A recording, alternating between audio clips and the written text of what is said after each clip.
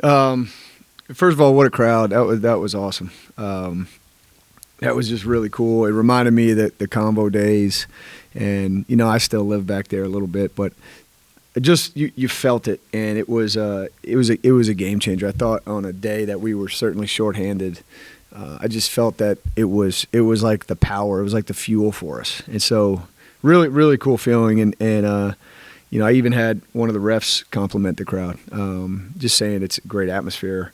So very cool. And look, I've never been one like to beg and whine people. It's just, man, if you come watch that game, I would think that you would want to come back. I thought we played really well. I thought we played really hard, coming off the loss, and I just thought we played with pride. And I was really proud of the group in general.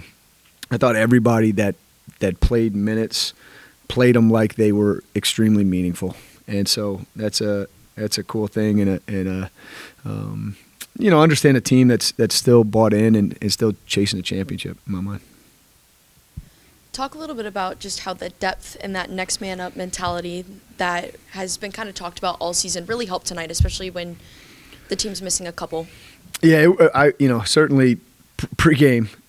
I was wondering how we would be tested and how hard it would be, but we didn't bat an eye. And Chloe was ready to step up, play more. That's got to be a high in minutes for her, pretty close to it. And Carol, Anna, and Amira, I thought were really, really good. And you wouldn't know from Amira's stat line is not, it's nothing, 0 for 0 and all this. But I thought those were so valuable, playing good defense, keeping us rolling, not hurting us in any way. Carol the same. And I just those roles, those minutes seemed not as important, right? But it is as important as the other ones. And so to be able to show our depth, our true depth, right, without talking about it, it's like having them come through. But it was a really fun game to watch Susha do what she did, P do what she did, and Heaven do what she did too, because even Steph played a really good game too. So I got a lot of compliments today for our team, that's for sure. I was going to say, talk a little bit more about Heaven and how she jumped into that starting role tonight without Jamia. Yeah, I didn't know how she would react, and I actually think, I wonder if it was her first start ever. I didn't ask her that. Fifth. Well, I assumed it was, so I was like, you've done this before. Here's where you are in the starting lineup. But no, she's ready for that, and I had no qualms with that. I had no risk with that. I had no, the only thing that made it a little bit was, I usually play her at the 3, and I usually play P at the 3. And so we didn't really we had to slide P to the 2, which she's done before, but it's not as full of flow as we usually have with P, P and Jamia, right? So I just thought that, but we found our way, and App, man, that is tough to run offense against them, especially with basically a former assistant over there calling out every play that I call out because he knows them all. Yeah, Turk, I watched you.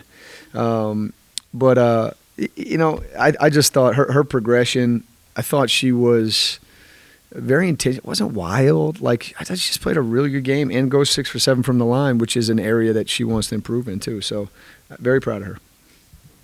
You touched on the depth of your team a little bit, but what do you think it says about your team and your players that despite being shorthanded, they still you still had 4 players in the double digits for points, and you still out-rebounded them by 20? Yeah, I was adamant about the rebounding from Marshall to this.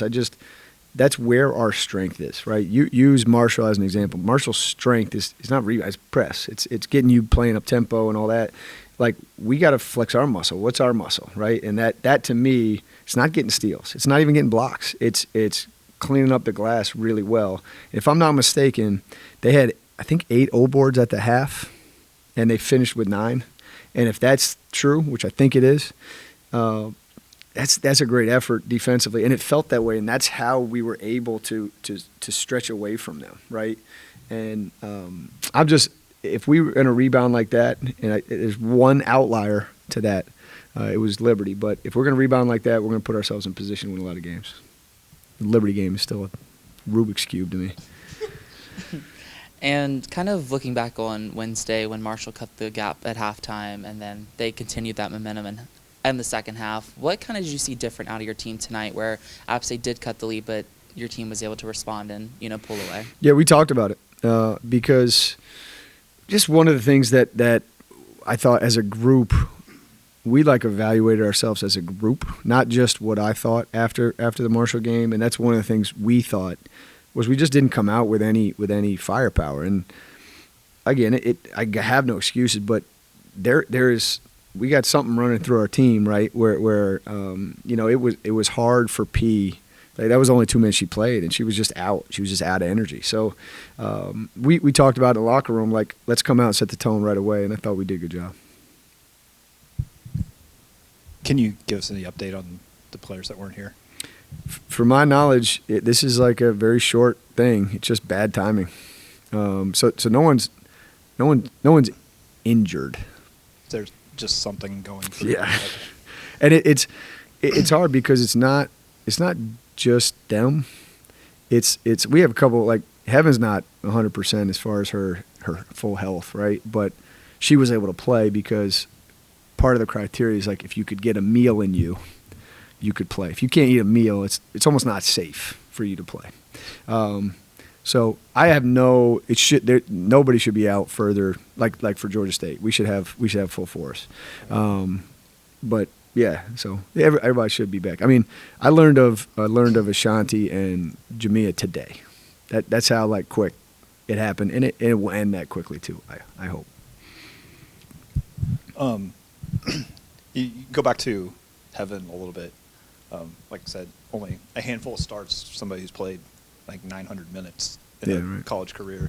So when you have somebody like that who has experience and she does a good job coming off the bench, I mean, you said you didn't have much concerns, but was it interesting to kind of see how she did respond and, kind of played all 4 quarters quite well? Yeah.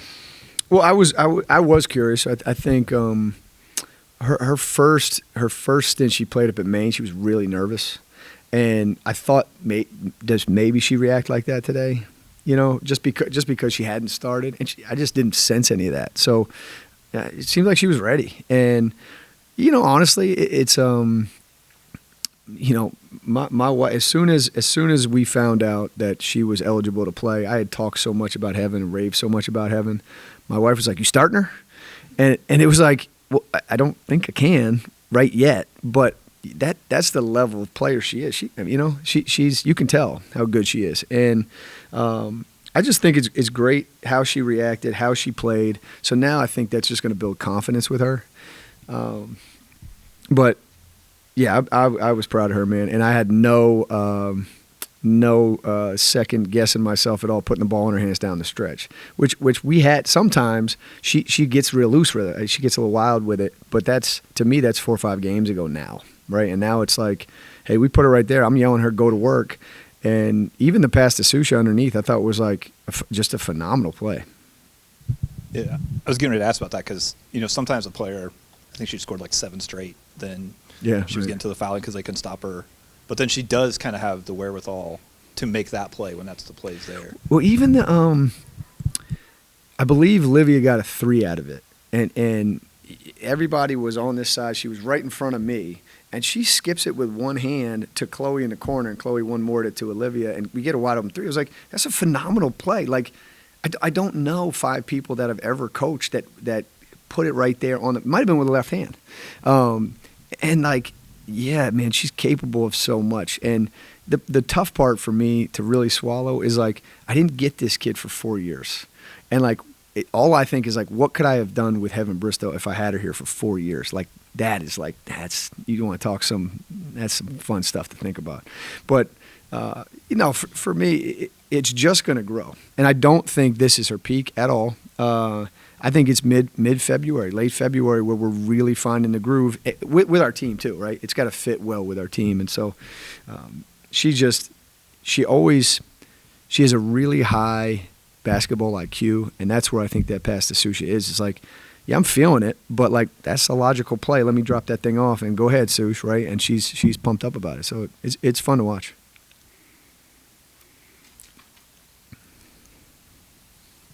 What was going through your head when Chloe had the inbounds play and hits it off the back of an App State player and, gets the reverse layup? I mean, the players are just in here talking about it. What was going through your head? It was awesome. I was as pumped up as I was. That and I think P's second three got me going. But man, I was just talking to Corey about it. I think it's only 3 in my career that have done it successfully. Kamaya Smalls did it once. I think Caroline got away with it once, and now Chloe. And so great heads up play. And you know what? We were like back and forth with them at the time, and it was like, we'd gone up 4 or 5, and now it's like back down to 2. It was a huge momentum play for us ending the first. So I was pumped for her. And that's who she is. She's not thinking about what if it hits her and it goes that way. She's like, I'm going to do this, and that's who. She's that little confident pit bull.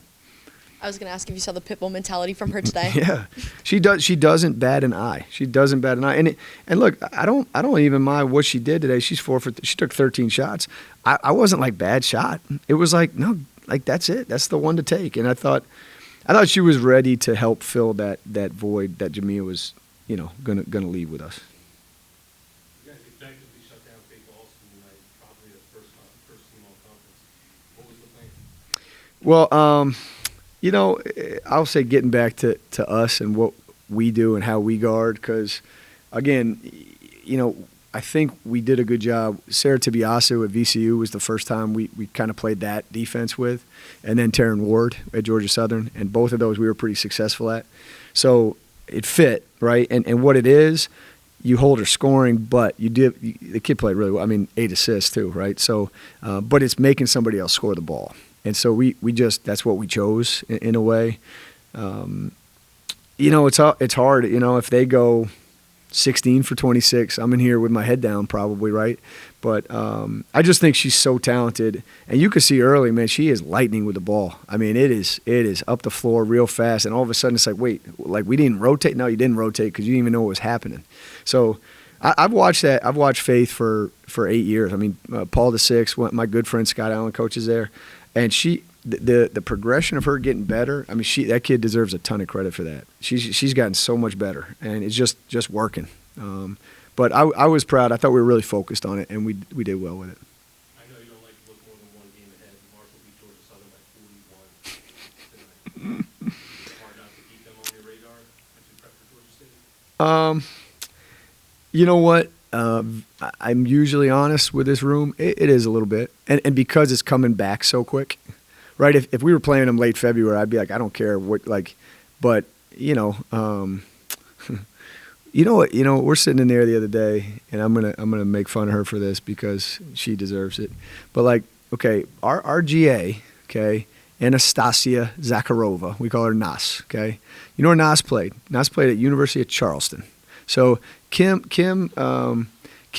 Stevens, right, is at Glenville State, and I'm like, all right, I want every loss that she had at Glenville State, which is only like 4, right? It's like 19 or whatever. But like, I'm like, no, I want I want to know if a team beat them twice. I want to know if a team beat them 3 times. Well, you know who beat them? Our GA, 5 times. Charleston beat them 5 times, and I'm like, Nas, we're sitting here planning for Marcia this whole time. I told you guys what. No, you didn't tell me anything. You didn't tell me anything about this. She almost lost her job the other day when I found that out. Golly, man. Like, come on, Nas.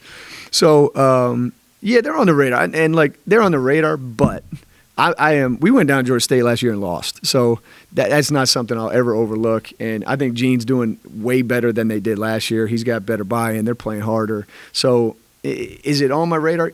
Yeah. Will I watch any Marshall or study Marshall? Absolutely 0, right?